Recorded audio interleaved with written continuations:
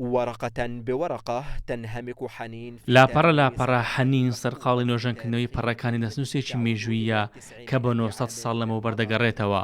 پرۆسەیەکی وردە لە پەراوێزی لاپەڕەکانەوە دەست پێ دەکات. دەستکێشیان لەدەست کردووە و تەنیا فڵچە و گێڕەیەک بەکاردێنن. زۆر گرنگە کەمترین گۆڕان بەسەر دەستنووسەکاندا بێت لە کاتی نۆژەنکردنەوەیدا. لە قۆناغی نۆژەنکردنەوەدا چەند هەنگاوێک هەیە. یەکەمیان چاکردنەوە و پاراستنی دەستنووسەکانە. یەکەم پرۆسە دۆزینەوەی ئەو کتێب و دەستنووسانەیە.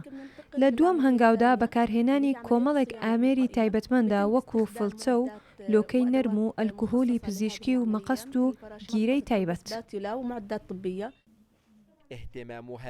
ئەو تیمە بایەخ دەدەنە پاراستنی کتێب و بەڵگەنامە و دەستنووسە دێرینەکان بە مەبەستی زیندوهێشتنەوەیان بۆ ئەوەی پارچە پارچە نەبن و نەدڕێن و نەفەوتێن. ئەم دەستنووس و کتێبانە دەگمەنن و بەنرخن. تەمەنیان لە نێوان سەدەیەک بۆ 3 سەدە دەبێت. ئامانجی پرۆژەکە زیندووکردنەوەیانە و بەرزڕاگرتنی نرخ و بەها مێژووی و زانستیەکەیان. بەڕێگا دیجیتاڵیەکان پرۆسەی بە ئەرشیڤکردنی زانستی ئەنجام دەدەن تا بتوانن دەستنووسەکان لە بەستەرچوونی زەمەن و سەرما و گەرمای زەمانە بپارێزن.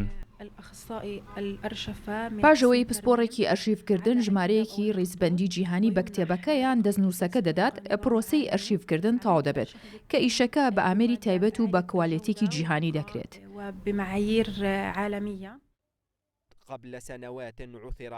چەند ساڵێک لەمەوبەر لە کتێبخانەیەکی گەورەی غەزەدا زۆربەی ئەو دەستنووسانە دۆزرانەوە. يظل التراث الثقافي موروثا حضاريا للإنسانية جمعاء کە لە پۆلی ڕۆشنبیری میراتێکە بۆ هەموو مرۆڤایەتی لەو ڕوانگەیەوە کە زانایانی فەڵەستین هەروەرزە و جارێک دەستخەت و بەرهەمەکە لە پۆری و مێژوویەکان نۆژەن دەکەنەوە. بها طوباسي كردستان 24 غزة فلسطين.